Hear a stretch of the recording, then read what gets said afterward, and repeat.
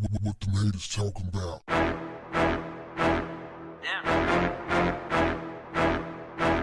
What's up, family?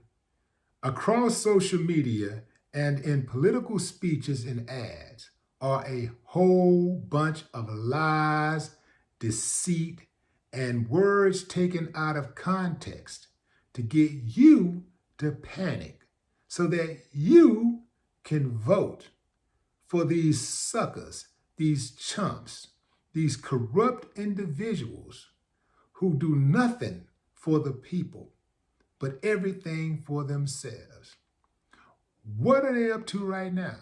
Well, what's sparking these conversations is the impending elimination of cash bail as part of new legislation set to take effect in the coming months. While other states, including New Jersey and New York, have passed legislation largely curtailing the use of cash bail for pretrial detentions, the state of Illinois will go one step further and eliminate cash bail entirely.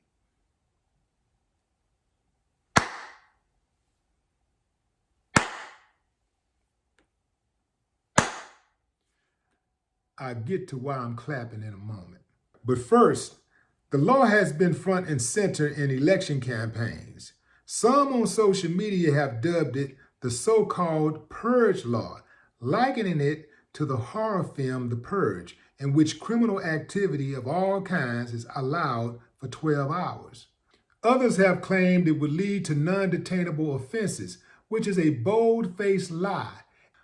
The truth is, under the law, the state will allow judges to determine whether individuals accused of a wide range of crimes pose a risk to another individual or to the community at large, and then decide whether to hold them in pretrial detention or to release them on their own recognizance. Here's what we know about the Pretrial Fairness Act, which will go into effect on January 1st, 2023. While some publications and social media posts have argued that some crimes will become non-detainable offenses, including second-degree murder and other violent acts, the state says that judges will be allowed to order pretrial detention in specific circumstances.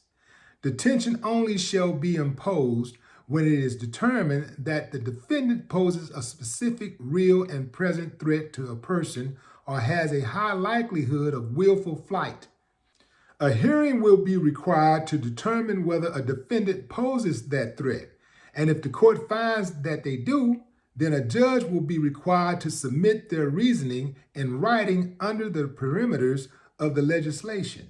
The nature and circumstances of the charges, the weight and evidence against the defendant's history and characteristics, and the risk that would be posed by release will all be evaluated according to civic fed.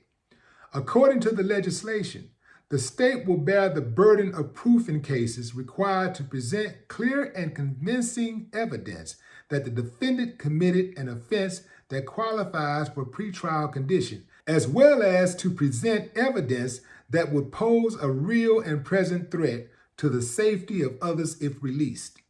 I bet you're wondering, what crimes can result in pretrial detention? According to the text of the bill, a defendant can be denied pretrial release if a hearing determines they meet any of the following criteria. The defendant is charged with a forcible felony that comes with a mandatory sentence of imprisonment without probation upon conviction, and that the release of that defendant would constitute a threat to any person or the community at large. Forcible felonies include first-degree murder, second-degree murder, predatory criminal sexual assault, robbery, burglary, residential burglary, aggravated arson, kidnapping, aggravated battery resulting in great bodily harm or permanent disability or disfigurement, and any other felony which involves the use of threat of physical force or violence against any individual. If the defendant is charged with stalking or aggravated stalking, and their release would pose a threat to the community or to an individual. If the defendant is charged with domestic battery or aggravated domestic battery, and their release would pose a threat to the community or an individual. If the defendant is charged with a sex crime, or their release would pose a threat to the community or an individual. If the defendant has a high likelihood of willful flight to avoid prosecution and is charged with a forcible felony. That's how it works, fam. So all of this stuff that y'all seeing online with all of these politicians just straight up lying, that ought to let y'all know right there, fam, if you didn't know. Avoid that sucker by any means. This is a person that is trying to confuse. They're trying to confuse their constituents. They're trying to confuse the constituents and spook them into voting for them. They can't earn the vote direct. They can't just go off their platform. They can't just straight up go off their own merit. They got to go make up lies. The getting rid of this cash bond, this cash bail is important, fam. Here's why. The cash bail, if you really take a look at it, the way it is right now, if you got money, you can get out, no matter what kind of crime you committed. Certain cases, just a few, they won't let you out. Thank OJ. But in most cases, almost any case, I don't care if you kill somebody, if you can make the bond, you out.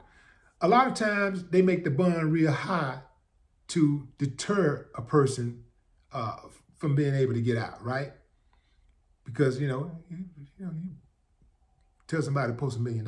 Most people ain't gonna have $100,000 to post 10% of $1 million bond. If it's a Fed, then you gotta put up the whole thing. Most people ain't got that kind of money.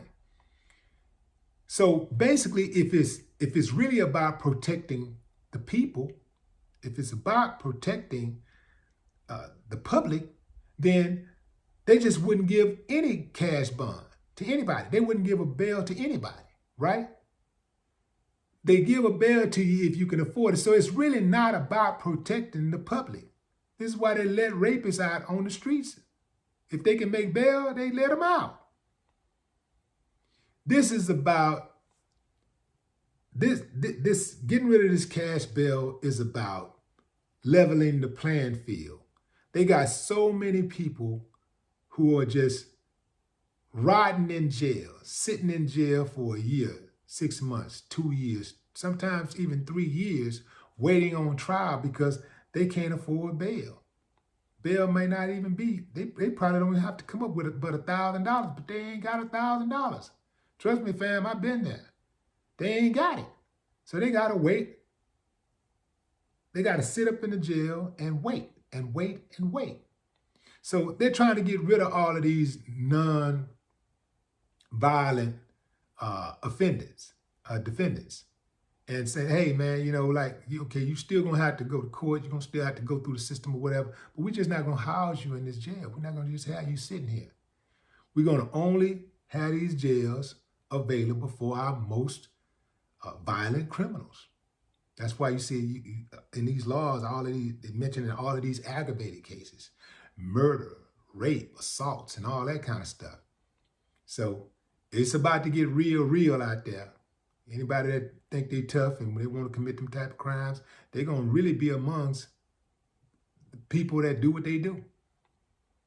So that's really what it's about, fam. It's about leveling the playing field and not having so many people just sitting in jail, poor people, because that's who it affects the most. Poor people.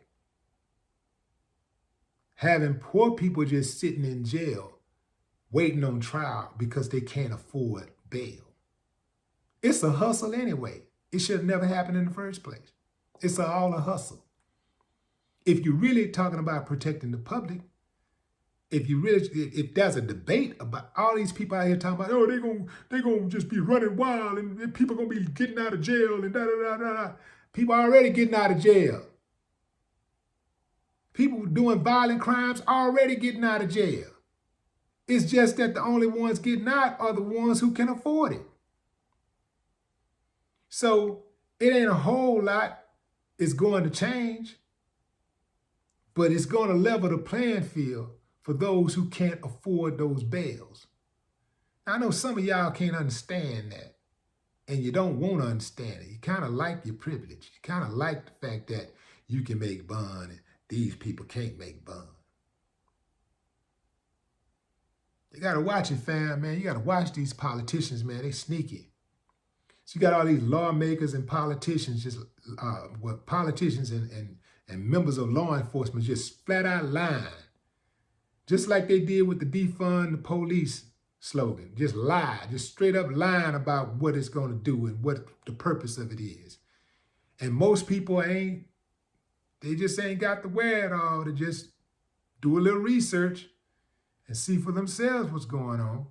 As soon as I saw that video floating around with that politician talking about how all of these violent criminals are just going to be roaming the streets, I knew it was a lie already.